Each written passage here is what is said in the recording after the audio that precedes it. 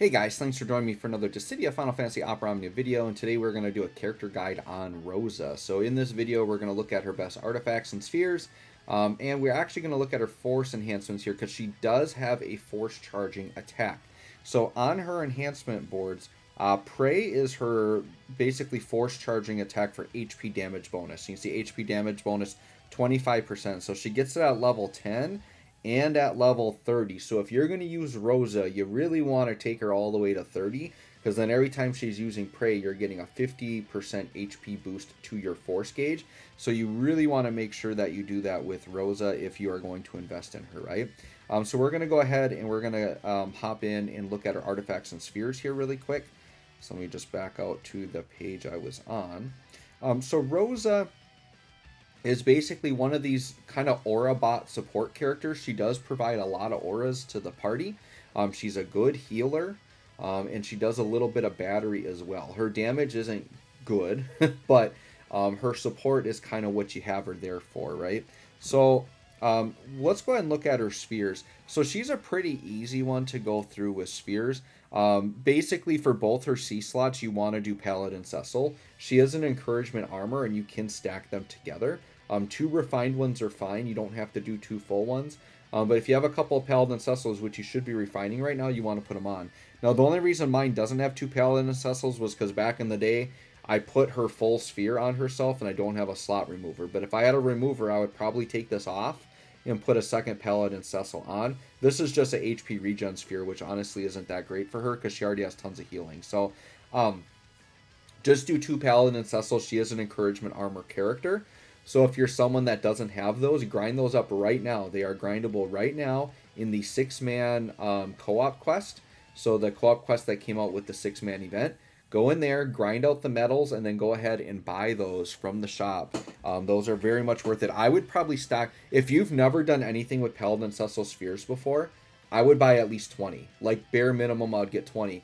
I've gone through 19 myself, and I've run out, and I've bought more. So you really want to have a lot, because there's a lot of encouragement armor characters out there, and there could be more coming out in the future. So you want to have those. For those that aren't familiar, basically Paladin Cecil's encouragement armor, Paladin Cecil's sphere interacts with encouragement armor in a way that it bypasses brave damage reduction, or it calculates differently so that you get a lot more brave gains from it. So it's really good for brave gains. Then in the D slot, any attack sphere you have that will work, go ahead and put on. So to me, Ash and Hope are just really easy gimmies to put on there. You could use Waka, but you'd have to make sure you're giving her more buffs. She doesn't get enough buffs naturally to activate Wakas. So if you do Wakas, just make sure that you're always buffing her with some extra buffs. She needs at least 5. So, alright, so that's the spheres. Artifacts. For artifacts, what you want to go for here is this Attack 108 Devoted White Mage boost, or you could go Max Brave with the Devoted White Mage boost. But the Devoted White Mage boost is the most important. It raises the party's Imp Brave and attack by 5%. So go with that. You could put Eye Brave on her too if you really like the battery. That's another option as well. But for sure, you want to have 3 of the C50. Pair it with Attack 108, Max Brave, or Eye Brave. I think any of those are fine. But I'm going with Attack 108 and Devoted White Mage boost. Actually, and these are kind of messed up, but we'll go with that and like that.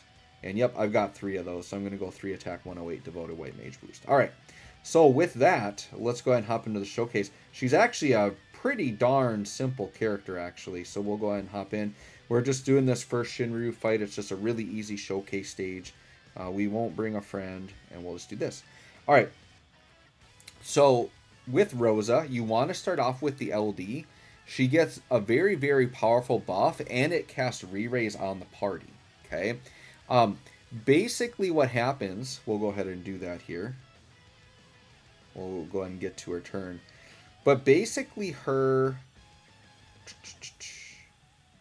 LD buff, it kind of upgrades in scales with how many buffs are on the party. So basically on the party, you want to have 10 or more buffs total on the party. If on the party there are 10 or more buffs total, she's getting her full buffs. Also, some of her buffs, I believe you have to be above 50% HP. So you just want to stay healthy, have a bunch of buffs on the party, right? So let's go ahead. Well, we don't really have to swap turns here, so let's do an LD attack with Rem. Let Rem have a little bit of fun here. Okay. Yep, yep, yep. All right, so we're going to go ahead and we are going to pop off. Keep in mind, Rosa doesn't normally start with the free skill use. This came from Rem's LD. So since I've got it, we'll just do this attack all AA, which is going to give some good party buffs. And then we're going to go ahead and do the LD, which is the Blessed Archery. So once again, this is going to put the re-raise on the party. So re-raise is pretty powerful because basically if you die, you instantly re-raise with some health. It doesn't affect your score. It doesn't actually count as a party member dying. So that's pretty good to note. Let's go ahead and sure, let's just Great Wheel here. I guess I could have done his LD, but this is fine. Oh no, I gotta put his burst effect up. What am I doing? Oh no, I do have it up. Okay, yeah. I was gonna say. All right, so I did out of habit. I put that on. Okay. Now, basically, for the skill use, you have Divine Blast and you have Prey.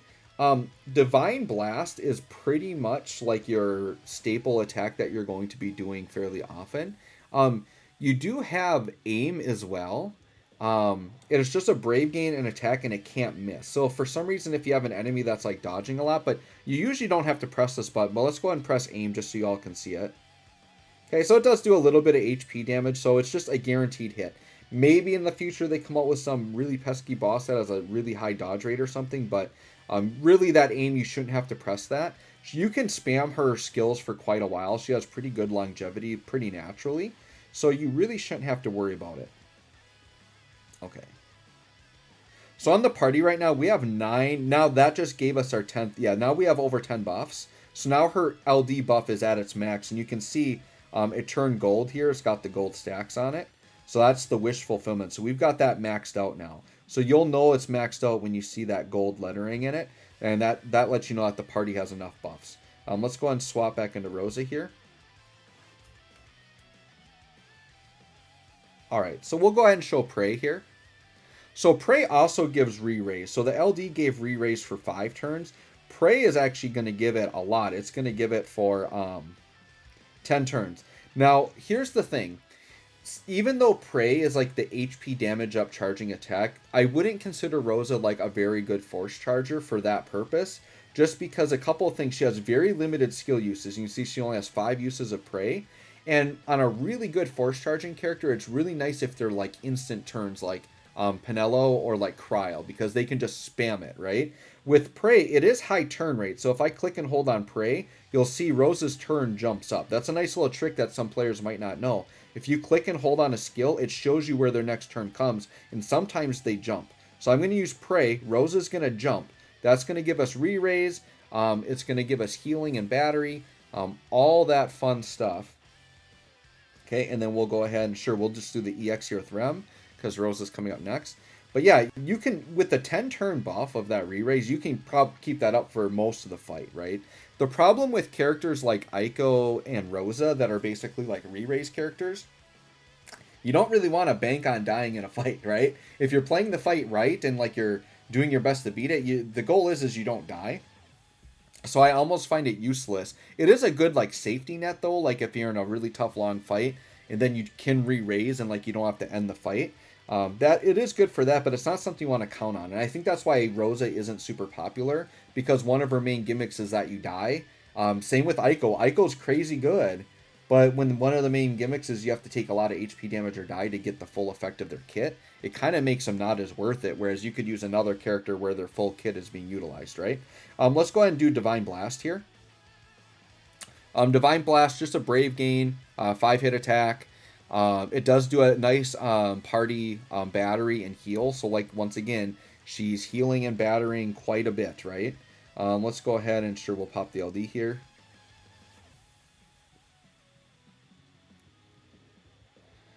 And I think the only thing we haven't shown off yet is the EX. So we'll kind of show that off as well. And then just keep in mind that through all this stuff, she is getting other buffs as well. And they just help buff herself and the party with very generic things. The only thing that isn't generic is like the re-raise. The re-raise is like probably one of the more unique things. And then once again, you want to have a lot of buffs on the party. So the other reason why Rosa might not be as good is because she's really dependent on the party having buffs. And if you're doing a tough fight where the enemies are dispelling you a lot, that can also kind of wreck Rosa's day. So that's the other thing you have to be careful of there, right? All right, let's do the EX, which is Luminous Arrow. She's just going to do a nice big attack, nice party battery, party heal like most of her skills, and then she is going to get a free skill use on the next turn. On the free skill use, I would either use the AA. You could use it on Prey if you need to because it's low skill uses. Or if you're just going for damage, you just spam Divine Blast. So we'll go ahead and swap back into Rosa again. So that's basically it. You start with the LD, maintain her buffs. Pretty much you're spamming Divine Blast in your in-between turns. Or otherwise you're using the EX or Prey when you need to, right? Because Prey isn't a button you would press every turn, right? Once again, we can see her jump turns a little bit. But yeah, usually this Divine Blast is usually what you're spamming. It's her most damaging attack. And it comes with a little bit of battery and heal, just like all of her other skills. So there you go, guys. That's Rosa. Pretty simple character. Let me know what you guys think. Thanks for watching, and we will catch you all on the next one.